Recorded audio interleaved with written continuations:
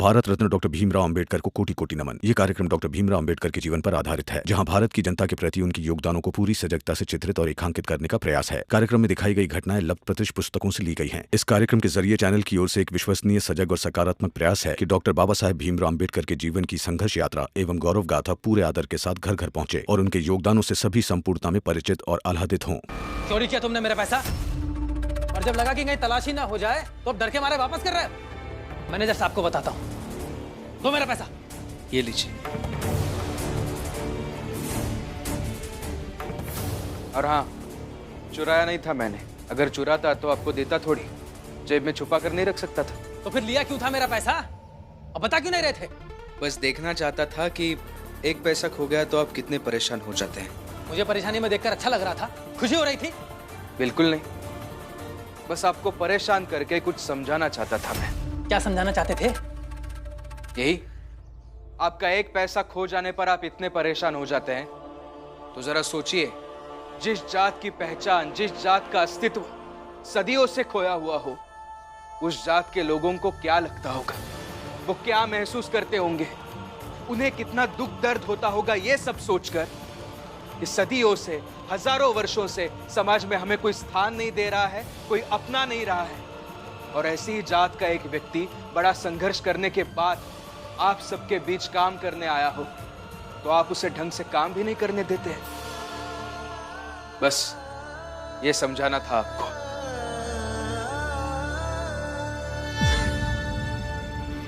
अच्छा है, महेश और मैनेजर साहब को बताते हैं, नौटंकी बहुत बड़ी बड़ी है तुम्हारी। हाँ, जाइए बताइए मैनेजर साहब को, और मैनेजर साहब को यह भी बताइए कि मेरे पैसे को भीमराव ने छू लिया था और मैंने उससे वो पैसा वापस ले लिया, लेकिन तब आपका धर्म भ्रष्ट नहीं हुआ। लेकिन जब ये भीमराव पेपर के बंडल को छू लेता है, तब आपका धर्म भ्रष्ट हो जाता है। बताइए मैनेजर साहब को।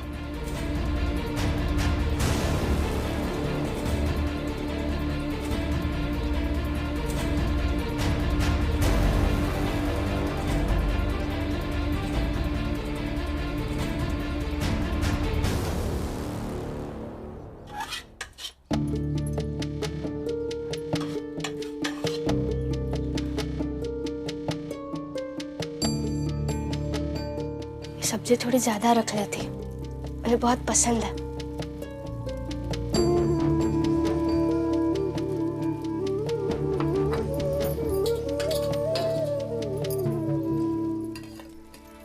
रमा, चले? हाँ, देर हो रही है, फिर काम ढूंढने भी जाना है ना। आप दोनों खाना तो बांध लीजिए। भैया ने कहा था ना आप दोनों को खाना बांधने के लिए, या आप दोनों ने झूठ बोला मुझसे? अरे नहीं नहीं, झूठ क्यों बोलेंगे, अभी बांधते हैं खाना। हाँ हाँ, तो मैं उनके लिए खाना लेकर जाती हूँ। आप दोनों मेरे साथ आकर अपना समय क्यों बर्बाद करेंगे? तो आप दोनों भैया के लिए खाना लेकर जाइए, मैं उन्हें खाना खिलाकर मिलती हूँ आप दोनों से। तो हम बाजार के चौराहे पर मिलते हैं 1 घंटे बाद, फिर काम ढूंढने चलेंगे, ठीक है? ठीक है।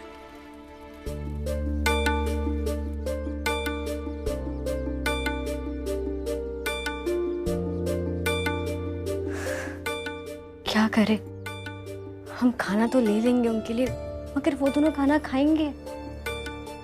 और फिर वो दोनों कहाँ काम कर रहे हैं, ये हमें पता भी तो नहीं है। मगर खाना तो लेना ही होगा, क्योंकि रमा का कोई भरोसा नहीं है। वो हमें रोककर खाना भी ढूंढने लगेगी, क्योंकि अगर उसे शक हो गया है कि हम दोनों झूठ बोल रहे हैं, तो वो छानबीन जरूर करेगी। ठीक है, फिर ले लेते हैं खाना, उन्हें खाना खिलाने की कोशिश करेंगे। और फिर हमारे पति है, खाना खा लेंगे तो हमें अच्छा ही लगेगा। मैं डबल आती हूँ। हाँ।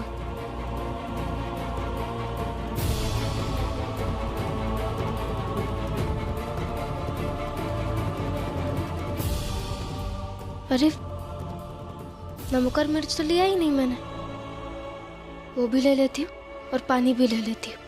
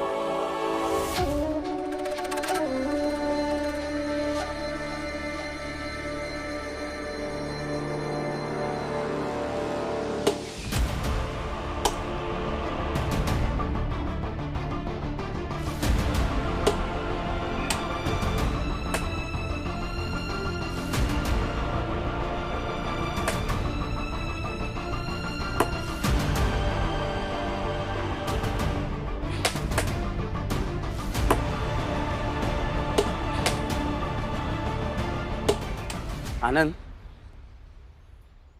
तुम्हें क्या लगता है हमारी जो पत्नियां हैं वो हमारे लिए सही है?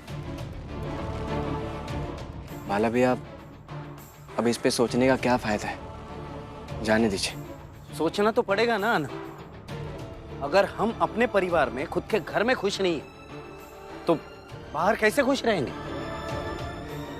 बात तो सही कह रहे हैं बाला भैया, लेकिन ये सब सोचकर अपना ही दिमाग खराब होगा। नहीं आनंद, सोचना चाहिए। मैं तो कभी कभी सोचता हूं कि भीम पूरी दुनिया से लड़कर भी जीत जाता है, पर हम अपने आप से लड़कर भी जीत नहीं पाते। इसकी क्या वजह हो सकती है? कि इसके पीछे यही कारण तो नहीं कि रमा भीम के लिए कितना कुछ करती है और हमारी पत्नियां?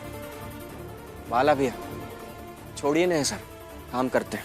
अरे काम तो मैं करूंगा ही आनंद, लेकिन तुम ही सोचो, आज जब हम घर से निकले बिना कुछ खाए भूखे, तो क्या हमारी पत्नियों को हमारी इतनी भी फिक्र नहीं कि हमारे लिए खाना लेकर आए?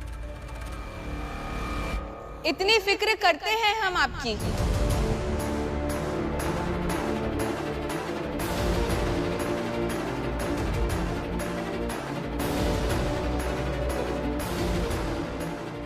कुछ खा लीजिए। ऐसा नहीं चाहिए हमें, वरना अभी खाना खिलाओगी और बाद में 2 बात सुना कर दिखाओगी कि तुम्हारे लिए खाना लाई थी।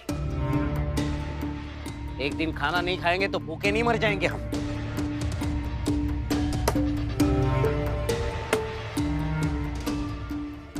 अजीब बात है, अभी तो कह रहे थे कि आपकी पत्नी को फिक्र नहीं है, खाना लाना चाहिए था, और अब जब मैं खाना लेकर आई हूँ तो आप खाने से मना कर रहे हैं।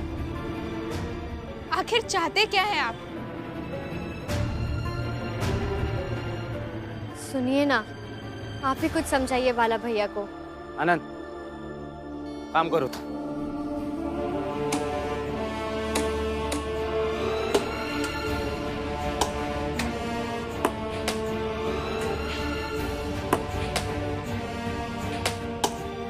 अरे खा लीजिए ना। आप कुछ तो खा लीजिए। सुरेश बता रहा था तू उसे बहुत ज्ञान दे रहा था, लेकिन तेरा ये ज्ञान ज्यादा दिन यहाँ चलेगा नहीं। 2-4 दिन और बिना काम के रहो यहाँ, उसके बाद मैं अखबार के मालिक से तुम्हारी शिकायत कर दूंगा। फिर सिफारिश से मिली नौकरी सिफारिश में ही चली जाएगी। लेकिन मैं तो अच्छे से काम करने के लिए तैयार हूँ, आप मुझे काम करने नहीं दे रहे हैं। बस बस रहने दो, अब तुम जाओ यहाँ से ताकि मैं खाना खा सकूं। रुको, तुम क्या खाओगे? बताओ क्या खाओगे? आपको मेरी चिंता हो रही है इसलिए पूछ रहे हैं कि वापस मजाक उड़ाना चाहते हैं इसलिए पूछ रहे हैं? पैसे हैं नहीं, घर से खाना लाए नहीं, काम छोड़कर बाहर खाना खाने जा नहीं सकते, तो कुल मिलाकर भूखे ही रहोगे ना। इससे अच्छा तो यही होता ना, घर से खा पीकर काम करने निकलते। कहाँ हम जैसे बड़े बनने के चक्कर में भूखे रहोगे।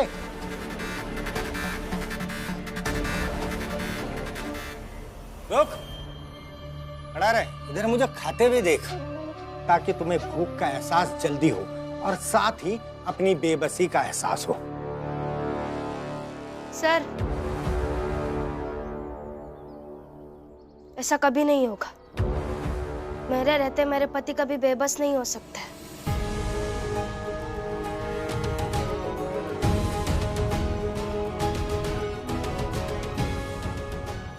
खाना लेकर आइए। और जो व्यक्ति हम लोगों के लिए हर पल सोचता है, उन्हें भूखा छोड़ने का पाप नहीं कर सकती हूं मैं। और हम इसी बात की तो लड़ाई लड़ते हैं कि आप अपना काम कीजिए और हमें अपना काम करने दीजिए। कोई किसी को बेबसी ना दिखाए, फिर चाहे वो जीवन हो या खाने का समय।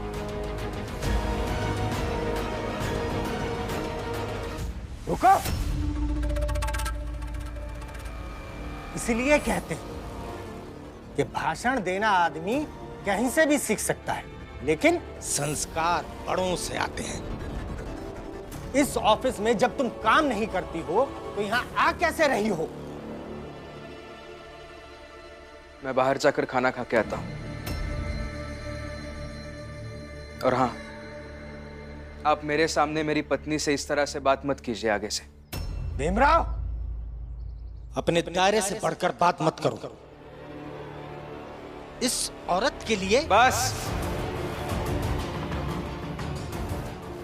अब मैं यहां आपको यह समझाने नहीं लगूंगा कि औरत चाहे जैसी हो, चाहे जिस जात की हो, उसे सम्मान पूर्वक बात करनी चाहिए, उसके सामने सम्मान से पेश आना चाहिए। मैं बस आपसे इतना कह रहा हूं कि आगे से मेरे सामने मेरी पत्नी के लिए अपमानजनक बातें मैं बर्दाश्त नहीं करूंगा।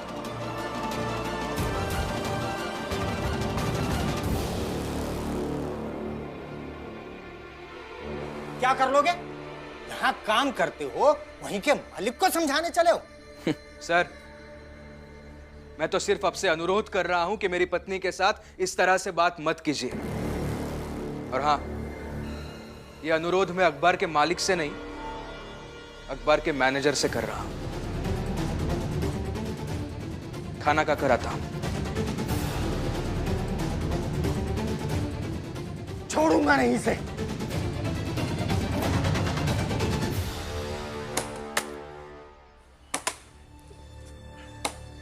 नहीं खाएंगे आप?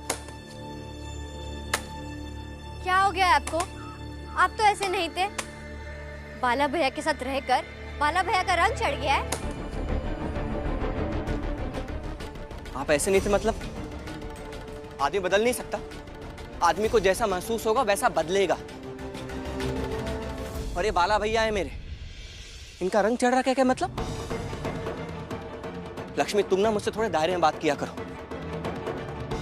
और मुझे खाना वाना नहीं खाना, जाओ यहां से, जाओ। ठीक है, इसके बाद हम रमा को मिलने वाले, हम उसे सब कुछ बताएंगे जो जो यहाँ हुआ। चलिए दीदी।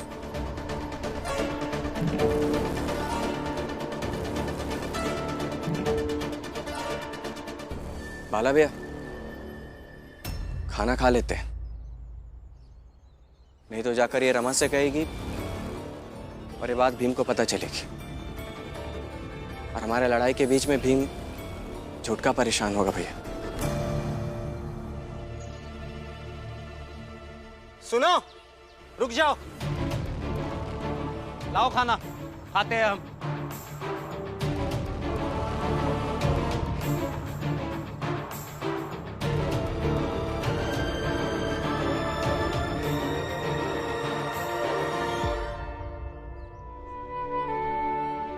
आज आपके पसंद की सब्जी बनाई है तो थोड़ी ज्यादा ले आए।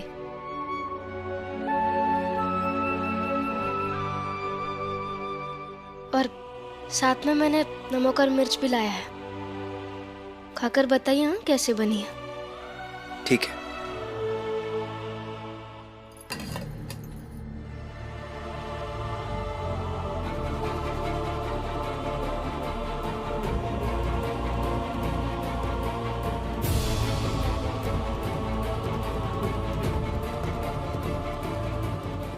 इसी में सब्जी रखी थी। मैं जब निकल रही थी तो मैं मिर्च और नमक लाने गई थी, तो खाना मैंने बाहर ही रख दिया था। तब उसी बीच किसी ने सब्जी निकाल दी। मैं अभी सब्जी लेकर आती हूँ। अरे रुको, कोई जरूरत नहीं है, जो है वही खा लूंगा मैं। कैसे खाएंगे आप? ये रोटी और ये मिर्च खाएंगे? हाँ, तो क्या हुआ उसमें? देखो, तुम ऐसे ही मेरे सामने बैठी रहो और मैं खाना खाऊंगा। पत्नी सामने बैठी रहेगी तो ये मिर्च भी मीठी लगने लगेगी और फिर मैं खा लूंगा। जैसे बचपन में आई के हाथ की मीठी रोटी खाता था, आज भी मुझे वैसे ही लगेगा कि मैं मीठी रोटी खा रहा हूँ। देखना तुम। मैं परेशान ना हूँ, मुझे दोबारा ना जाना पड़े, इसलिए आप ऐसी बातें कर रहे हैं ना। जो व्यक्ति कानून की किताबों में ये पढ़ता है कि सबूत के बिना कुछ साबित नहीं होगा, वो आज हवा वही बातें कर रहा है। रमा, कि मैं बैठी रहूंगी तो मिर्च मीठी हो जाएगी। हवा हवाई बातें नहीं हैं ये प्रेम है, और प्रेम में बहुत ताकत होती है।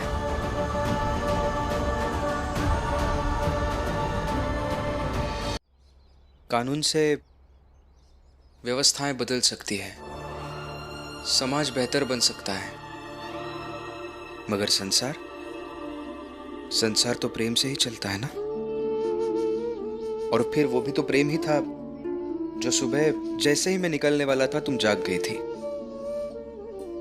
अगर प्रेम तुम्हें जगा सकता है तो इस मिर्च को मीठा भी बना सकता है।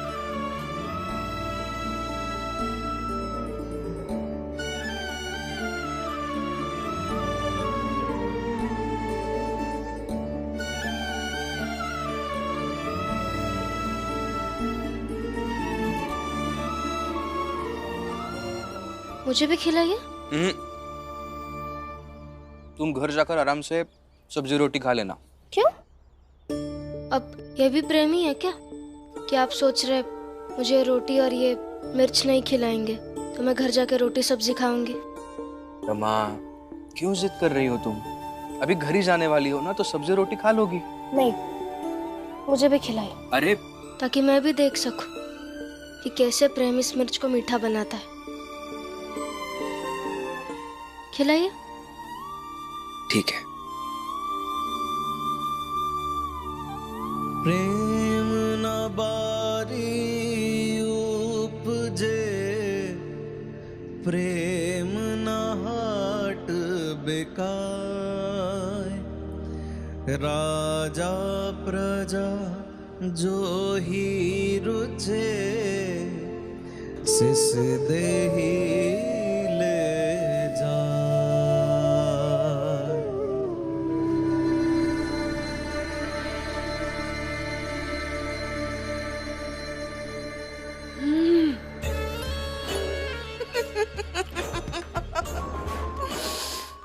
मैं तो पागल हूँ ना, कुछ भी कर सकती हूँ। किसी की सब्जी निकाल कर खा सकती हूँ और दूसरे को नमक मिर्च के साथ खाना खाने पर मजबूर भी कर सकती हूँ। मजा आ गया।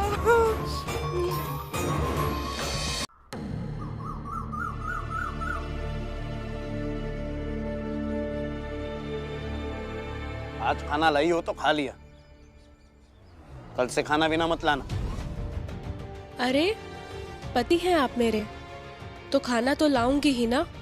ठीक है, फेंक दूंगा फिर मैं। बाला भैया, करुणा दीदी आपको बहुत प्रेम करती है, मगर पता नहीं बार बार आपको क्या हो जाता है। कभी कुछ दिन तो आप एकदम ठीक रहते हैं, लेकिन फिर आप अजीब सा व्यवहार करने लगते हैं। हाँ, अजीब सा व्यवहार करने लगते हैं, लेकिन बाला भैया इस बार गलत नहीं है। इनके साथ जो हुआ है वो गलत हुआ है, और आनंद के साथ भी गलत ही हुआ है। क्या गलत हुआ है? यही कि तुम दोनों अपने अपने रिश्तों की तुलना भीम और रमा के रिश्ते के साथ कर रही हो। तुम्हें इतनी सी बात समझ में नहीं आ रही कि भीम और रमा अलग इंसान है, उनके रहने का तरीका अलग है, हम लोग अलग है, हमारे रहने का तरीका अलग है। लेकिन ऐसा कुछ नहीं है। अभी भी बहस ही करनी है तुम्हें? खाना भी नहीं खाए हम। बाला भैया,